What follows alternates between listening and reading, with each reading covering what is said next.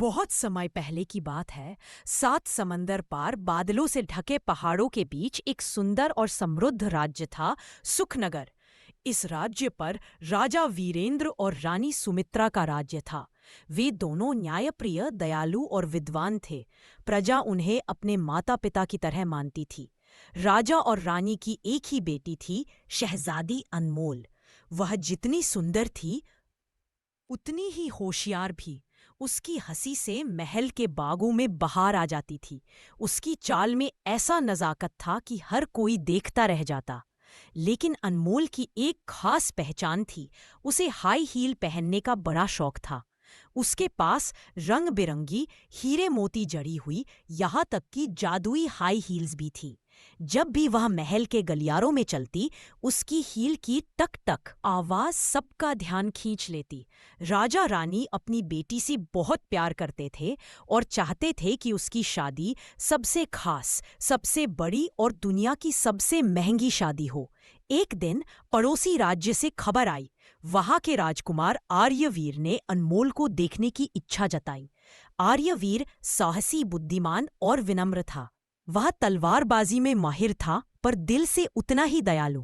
राजा वीरेंद्र ने कहा, अगर हमारी बेटी को राजकुमार पसंद आया तो हम उसकी शादी धूमधाम से करेंगे। ऐसी शादी होगी कि लोग सदियों तक याद रखेंगे। अनमोल ने जब पहली बार आर्यवीर से मुलाकात की तो वह उसकी सादगी और नेकदिल स्वभाव पर मोहित हो गई। उसने हाँ कर दी। फिर क्या था, पूरे सुखनगर में शादी की तैयारियां शुरू हो गई। महल के हर कोने को रंग बिरंगे फूलों से सजाया जाने लगा। बाजार से सोने चांदी के बर्तन, मखमली पर्दे और चांद तारू जैसे चमकते झूमर लाए गए।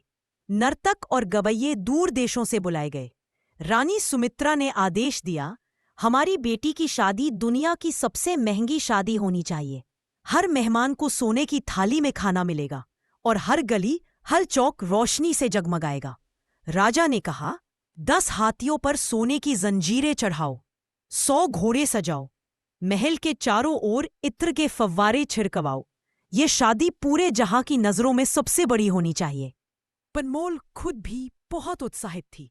उसने अपनी दासियों से कहा, मेरी शादी में मेरा लहंगा इतना सुंदर होना चाहिए कि चांद भी उसे देखकर शर्मा जाए, और मेरी हाई हील्स तो ऐसी होनी चाहिए कि उनकी चमक से सितारे भी फीके पड़ जाएं। सुनार और जौहरी दूर देशों से आए। उन्होंने उसके लिए हीरे, मोती और पन्नों से जड़ा हुआ लहंगा बनाया। जादूगरों ने उसके लिए क्रिस्टल की हाई हील्स तैयार की, जिन पर चलने से हर कदम पर फूल खिल उठते थे। महल में जब अनमोल ने उन हील्स को पहना तो सबकी आंखें चमक उठीं। आखिरकार शादी का दिन आ पहुंचा। पूरे राज्य में उत्सव जैसा माहौल था। दूर दूर से राजा रानी और मेहमान आए। सड़कों पर कतारें लगी। राजकुमार आर्यवीर सफेद घोड़े पर सवार होकर बारात लेकर आया। उसके पीछे हाथी, घोड़े और सैनिक थे। ढोल नगाड़े गूंज रहे थे और आसमान में रंग बिरंगी आतिशबाजी हो रही थी। महल सोने की तरह चमक रहा था। चारों ओर से इत्र की खुशबू आ रही थी। खाना इतना शानदार था कि लोग देखते रह गए। केसर से बनी मिठाइयाँ, सोने की वर्क वाली जलेबियां, जादुई फलों का शरबत और चांदी की थालियों में परोसा गया भोजन। अनमोल ने जैसे ही अपनी जादुई हाई हील्स पहनकर सीढ़ियां उतरी, सबकी निगाहें उसी पर टिक गई। राजकुमार आर्यवीर ने उसे देखकर कहा, तुम्हारी सुंदरता आज चांद से भी ज्यादा चमक रही है। अनमोल मुस्कुराई और दोनों ने वरमाला पहनाई। तभी आसमान से फूलों की बारिश होने लगी। लेकिन जैसे जैसे शादी के दिन बीतते गए, राज्य के खजाने पर बोझ बढ़ने लगा। महंगी सजावट, सोने चांदी के बर्तन और भव्य दावतों के कारण खजाना लगभग खाली हो गया। राज्य के कुछ गरीब लोग दुखी हो गए, क्योंकि उनकी जरूरतों पर खर्च करने की बजाय सारा धन शादी की धूमधाम में लग गया था। अनमोल को जब यह बात पता चली तो वह चुपचाप महल की बालकनी में जाकर बैठ गई। उसने अपने चमकते हील्स की तरफ देखा और सोचा, क्या यही असली खुशी है? क्या महंगी शादी ही सबसे बड़ी शादी होती है?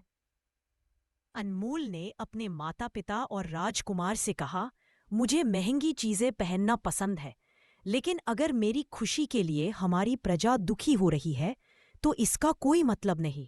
असली शादी वही है जिसमें सब शामिल हो, जिसमें अमीर गरीब सब खुश रहे। राजा रानी की आंखों में आंसू आ गए। उन्हें अपनी गलती का एहसास हुआ। राजकुमार आर्यवीर ने भी कहा, तुम सही कहती हो अनमोल। शादी का मूल्य उसकी भव्यता से नहीं, बल्कि उसमें मौजूद प्यार और अपनत्व से होता है। शादी की बाकी रस्में साधारण लेकिन आत्मीय तरीके से पूरी की गई। राजकुमार और शहजादी ने मिलकर गरीबों में अनाज और कपड़े बांटे। उन्होंने शिक्षा और पानी की व्यवस्था करने का प्रण लिया। अनमोल ने अपनी जादुई हाई हील्स संभाल कर रख दी, लेकिन उसने सीखा कि असली चमक गहनों और कपड़ों में नहीं, बल्कि दयालुता और सेवा में होती है। कुछ ही समय में सुखनगर फिर से खुशहाल हो गया। लोग आज भी कहते हैं, शहजादी अनमोल की शादी भले ही महंगी थी, पर उससे मिली सीख सबसे अनमोल थी।